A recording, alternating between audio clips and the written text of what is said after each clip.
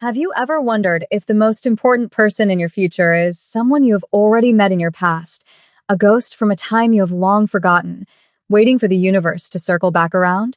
We walk through our lives assuming that time is a straight line, that the people we leave behind in childhood playgrounds and dusty classrooms stay there forever, frozen in sepia-toned memories. But sometimes, life has a way of folding back on itself like a map. For Maya, a woman who had spent the better part of her 27 years trying to make herself as small and unnoticeable as possible, the idea of destiny felt like a luxury reserved for other people, for the ones who walked with their heads high and their voices loud. Maya wore the dark blue uniform of the nighttime cleaning crew like a suit of armor, a garment designed to render her invisible against the beige walls and gray carpets of the towering corporate high-rise where she worked. She was beautiful, though she rarely let anyone see it, hiding her expressive eyes and warm smile behind a curtain of professional detachment and the rhythmic, hypnotic motion of a polishing cloth. Every night was the same quiet ritual, a symphony of solitude, where the only sounds were the hum of the industrial vacuum and the distant, muffled traffic of the city below, a world that seemed to move on without her. She preferred it this way. Or at least that is what she told herself, because invisibility was safe, and in a city that could be cold and unforgiving, safety was the only currency that mattered. The building she cleaned was a fortress of glass and steel, housing an international shipping conglomerate that rumors said was merely a front for something much older and much more dangerous, a place where men in sharp suits spoke in hushed tones and security cameras watched every shadow. Maya kept her head down, did her work with meticulous care, and never asked questions, because she knew that in a place like this, curiosity was the quickest way to lose a job, or perhaps something more valuable. She moved through the corridors like a whisper, her presence marked only by the scent of lemon polish and the gleaming surfaces she left behind, a ghost haunting the halls of the powerful, never imagining that the power she feared was about to look back at her. The mistake happened on a Tuesday, the kind of night where the rain lashed against the floor-to-ceiling windows and the thunder rattled the bones of the building, distracting Maya just enough to make her miss the memo about the restricted suite on the top floor.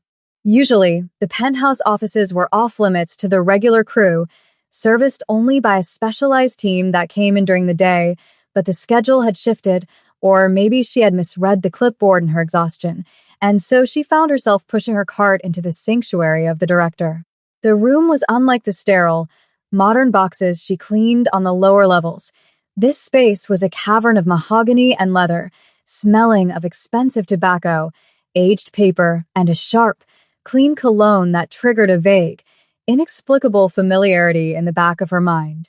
It was imposing and masculine, a room that commanded respect even when it was empty, with a massive desk that looked more like a throne sitting before a panoramic view of the storm-drenched city skyline. Maya hesitated, her heart beating a little faster as the heavy door clicked shut behind her, sealing her in the silence. But her work ethic overrode her anxiety, and she began to dust, her hands moving with practiced grace over the bookshelves and the side tables. She reached the main desk, intending to quickly wipe down the surface and leave. But as she moved a stack of leather-bound files to clean the wood beneath, her hand brushed against a small, ornate silver frame that had been turned slightly inward, facing the chair where the director would sit. Curiosity, that dangerous impulse she always tried to suppress, made her tilt her head to see what kind of man ran an empire like this, expecting to see a photo of a stern father, a trophy wife, or perhaps a sleek yacht. Instead, what she saw made the blood drain from her face and her breath catch in her throat, her hand trembling so violently that she almost knocked the heavy frame onto the glass surface of the desk. The photo was old, the colors faded into the soft, nostalgic hues of the late 90s, capturing two children sitting on a rusted swing set in a sun-drenched park, sharing a melting vanilla ice cream cone. One child was a young Korean boy with a serious expression and a Band-Aid on his knee, and the other was a little African-American girl with braids and a gap-toothed smile, laughing at the camera with a joy that Maya had not felt in years. She knew that smile because she saw the ghost of it in the mirror every morning. The girl in the photo was her, And the boy was a memory she had buried under decades of survival and struggle, a childhood friend named Ji-hoon whom she hadn't seen since the day the social workers came. Panic is a cold thing, a sudden douse of ice water that sharpens the senses even as it clouds the judgment. And for a moment, Maya stood frozen in the center of the lion's den, the silver frame burning in her vision like a warning flare. Why did the director of a shadowy international syndicate, a man rumored to have connections to the Korean Mafia, have a picture of a poor foster kid on his desk?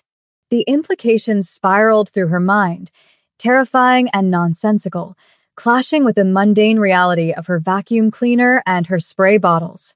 She carefully, agonizingly slowly, placed the frame back exactly as she had found it, ensuring the angle was precise, her heart hammering against her ribs like a trapped bird. She needed to leave. She needed to vanish. She needed to be anywhere but here, because if this man was who the whispers said he was, then being connected to him, even through a 20-year-old photograph, was dangerous. She grabbed her cart, her knuckles white as she gripped the handle, and backed out of the room, wiping the door handle with her apron to remove any fingerprints, her mind racing with a mixture of fear and a sudden, aching nostalgia that she couldn't suppress.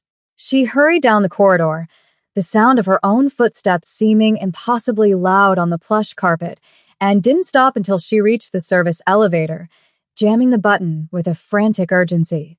When the doors finally slid open, she nearly collided with Elena, the older woman who acted as the unofficial mother hen of the night shift, a stout and kind-hearted soul who knew everything that happened in the building.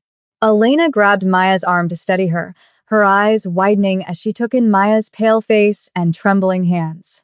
She whispered a question, asking if Maya had seen a ghost, and Maya could only nod, unable to explain that the ghost she had seen was herself, trapped in a silver frame in the office of a monster. She didn't tell Elena what she had found. She couldn't, not when the rumors about the director included stories of people disappearing for knowing too much. Instead, she blamed the thunder, blamed the creepy silence of the top floor, and let Elena lead her to the break room for a cup of terrible vending machine tea, her hands shaking as she held the paper cup, the image of the boy's serious, protective face burned into her retinas. The atmosphere in the building shifted the next evening, the air growing heavy and electric, as if the building itself was holding its breath in anticipation of a storm that had nothing to do with the weather. Maya tried to call in sick, to hide in her small apartment and pretend the world outside didn't exist, but she couldn't afford to lose a shift, and so she returned, her stomach in knots, keeping her head lower than ever. When she arrived, the service entrance was buzzing with tension, the security guards standing straighter, their hands resting near their belts, their eyes scanning the staff with renewed suspicion. The word had come down that the director, a man who usually worked remotely or traveled abroad, was in the building, and his presence sent a ripple of anxiety through the entire staff, from the executives on the 45th floor to the cleaners in the basement. Ji-hoon, known to his subordinates only as the boss, or Mr. Park, moved through the lobby like a shark cutting through water, his presence commanding silence without him ever having to raise his voice. He was 36 now, devastatingly handsome in a way that felt dangerous, wearing a tailored suit that cost more than Maya would earn in a lifetime, his face an unreadable mask of cold authority. But beneath that icy exterior, his mind was racing, fixated on a detail so small that anyone else would have missed it. When he had entered his office earlier that day, he had noticed immediately that the air smelled faintly of lemons, a scent that didn't belong in his world of leather and smoke, and more importantly, the silver frame on his desk had been moved, shifted by perhaps a millimeter, but to a man who lived by noticing what didn't fit, it was a scream. He didn't fly into a rage. He didn't call the police. Instead, he sat in his chair, staring at the photo of the only person who had ever made him feel safe, and felt a strange, dormant hope stirring in his chest. He called for Manager Hendricks, the head of building operations, a man with a thin face and shifting eyes who enjoyed the power he held over the custodial staff a little too much. Ji-hoon's voice was low, smooth, and terrifyingly calm as he gave the order. He wanted to know exactly who had cleaned the top floor the previous night. He didn't want them fired, and he didn't want them hurt. He simply wanted to see them. The hunt began quietly, but to Maya, it felt like the walls were closing in, the surveillance cameras and the hallways turning to follow her movements like the eyes of predators. Manager Hendricks descended into the break room during the shift change, his presence sucking the warmth out of the room, holding a clipboard like a weapon as he scanned the faces of the women in blue uniforms. He called out names, checking schedules, his voice dripping with an oily superiority that made Maya's skin crawl. She stood in the back, trying to blend into the row of lockers, hoping that her mistake had gone unnoticed, that perhaps the logbook hadn't been updated to reflect her unauthorized detour to the penthouse. But Hendricks was thorough, a bureaucrat who delighted in finding errors, and his finger stopped on a line in the ledger, his eyes narrowing as he looked up and scanned the room until his gaze landed on her. He called her name, not with respect, but with the tone one uses for a problematic appliance, and summoned her to the front. The room went silent, Elena shooting Maya a worried glance, mouthing a silent prayer. Maya stepped forward, her hands clasped tightly in front of her to hide their trembling, her heart pounding so hard she could hear the blood rushing in her ears. Hendricks demanded to know if she had been on the top floor, his voice rising, accusing her of negligence, of violating protocol, of potentially stealing, though he had no proof. Maya kept her eyes on her shoes, whispering a quiet apology, admitting she had cleaned the room but denying she had touched anything other than the dust. It was a half-truth, the only shield she had. Hendricks sneered, ready to dismiss her, to throw her out into the street for her insolence. But before he could speak the words, the door to the break room opened. It wasn't a slam, but a controlled, deliberate opening that drew every eye. Standing there, flanked by two large security personnel, was Ji-hoon. He didn't look at Hendricks. He didn't look at the other cleaners. His dark, intense eyes locked immediately onto Maya, piercing through her blue uniform, through her fear, and straight into the memory of the girl he had lost 20 years ago. The room went deathly still, the air thick with unspoken danger, as the Korean Mafia boss stepped into the cleaner's break room, searching for the ghost from his past. Manager Hendricks froze, his mouth hanging open mid-tirade, the venomous words he had been spewing suddenly turning to ash in his throat as the atmosphere in the cramped break room shifted from administrative bullying to something far more primal and terrifying. The silence that descended was absolute, heavy with the scent of floor wax and stale coffee, as Ji-hoon walked past the stunned manager as if the man were nothing more than a piece of office furniture, his focus entirely consumed by the woman standing near the lockers with her head bowed. To the other cleaning staff, this was a scene from a nightmare, the arrival of the apex predator in their sanctuary, but for Maya, the terror was mixed with a strange, magnetic pull that vibrated in her chest, a resonance that felt like a song she had forgotten how to hum. Ji-hoon stopped just a foot away from her, close enough that she could smell the rain on his coat and the subtle, expensive cologne that had haunted her memory since the night before, and he waited, his presence demanding acknowledgement without him saying a word. Slowly, painfully, Maya lifted her gaze, her brown eyes meeting his dark, intense stare, and in that moment, the years dissolved, the gray walls of the break room melted away, and she was just a girl on a swing set again, looking at the boy who had promised to protect her from the neighborhood bullies. Ji-hoon's expression, usually a mask of stone-cold indifference that terrified his board members and rivals alike, softened into something that looked agonizingly like relief, his eyes tracing the familiar curve of her jaw and the scar on her eyebrow that she had gotten falling off a bicycle when she was 7. He ignored the gaping security guards and the sweating manager, reaching out a hand, not to grab her, but to gently, reverently tuck a stray braid behind her ear, a gesture so intimate and tender that a collective gasp went through the room. He spoke then, his voice a low rumble that seemed to vibrate through the floorboards, ignoring the hierarchy that said he shouldn't speak to the help, and asked her simply if she remembered the flavor of the ice cream, a code they had shared a lifetime ago when the world was too big and they were too small. Maya, Tears pricking the corners of her eyes, whispered the answer. Vanilla with sprinkles, and saw the ghost of a smile touch his lips, a crack in the armor of the king of the high-rise. He turned then to Hendrix, the warmth vanishing instantly as he addressed the manager with a voice like a blade, informing him that he was never to speak to this woman with anything less than the respect due to a queen, leaving the manager stammering and pale as Ji-hoon gently placed a hand on the small of Maya's back and guided her out of the room, leading her away from the chemicals and the uniforms and into a world she thought she had lost forever. The elevator ride up to the penthouse was a study in silence, but unlike the terrifying quiet of the service elevator, this silence was charged with an electric current of unanswered questions and suppressed longing, the air between them thick enough to touch. Maya stood in the corner, clutching her apron as if it were a shield, acutely aware of the grease stain on her sleeve and the scuffs on her work shoes, feeling like an imposter in the gilded cage of steel and glass that rose higher and higher above the city.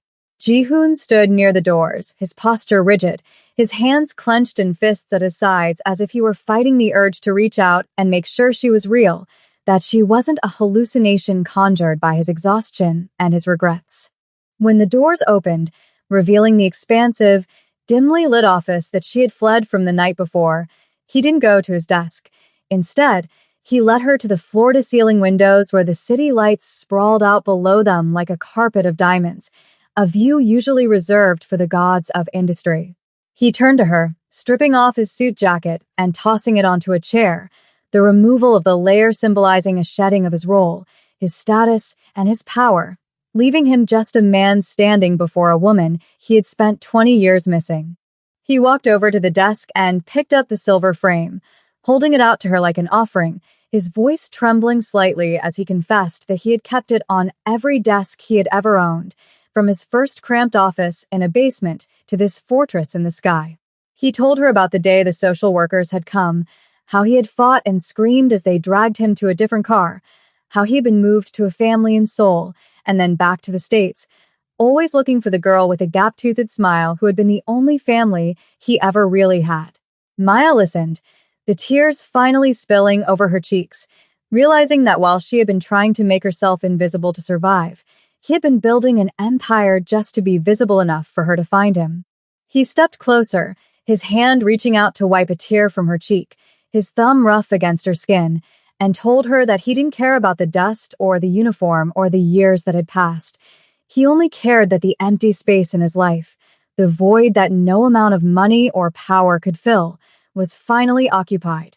The romance of the moment wasn't in grand gestures or fireworks, but in the quiet, devastating intimacy of being known, of being seen completely by the one person who remembered who you were before the world told you who you had to be. But the world outside the penthouse windows was not as forgiving as the sanctuary they had created, and the ripples of their reunion began to spread through the building with the speed and toxicity of a virus. By the next morning, the rumor mill was churning with vicious efficiency, fueled by the jealousy of the administrative staff and the vindictive spite of manager Hendrix, who felt his authority crumbling and needed a scapegoat to restore his fragile ego. Whispers followed Maya through the corridors, sharp and cruel, suggesting that she was using her position to seduce the director, that she was a gold digger who had manipulated her way into the penthouse, stripping her of her dignity and reducing her life of hard work to a sordid office scandal. The atmosphere in the cleaning crew break room, once her place of refuge, turned cold and hostile, with even Elena looking at her with a mixture of pity and confusion, unable to reconcile the shy girl she knew with the woman who was now being chauffeured home in a black sedan. The threat escalated when a rival faction within the company, men who had long waited for a sign of weakness in Ji-hoon's armor, seized upon the rumors as a weapon, planning to use his distraction with a member of the cleaning staff as proof of his instability and lack of focus. They began to dig into Maya's background, looking for dirt, for debts, for anything they could use to leverage against him, turning her anonymity into a liability. Maya felt the pressure mounting, the heavy, suffocating weight of being a pawn in a game she didn't understand, and for a moment, the old instinct to run, to disappear into the shadows where it was safe, nearly overwhelmed her. She tried to tell Ji-hoon that it wasn't worth it, that she would leave the job and vanish so his reputation would remain intact, but he silenced her with a look of fierce, burning intensity.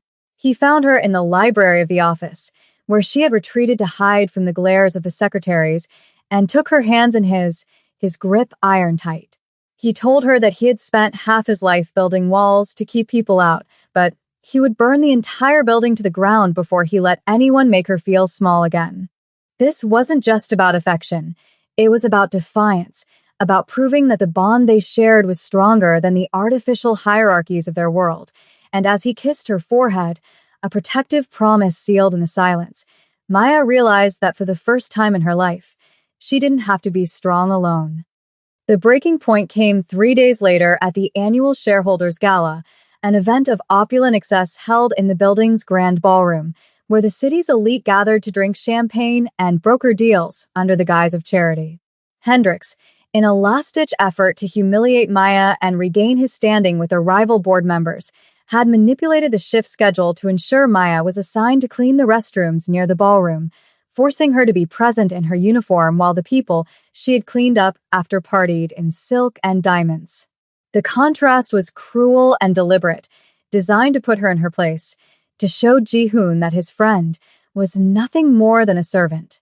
As the night went on, a drunken board member, instigated by Hendricks, accidentally spilled a tray of red wine across the marble floor near the entrance and loudly summoned Maya to clean it up, snapping his fingers as if she were a dog.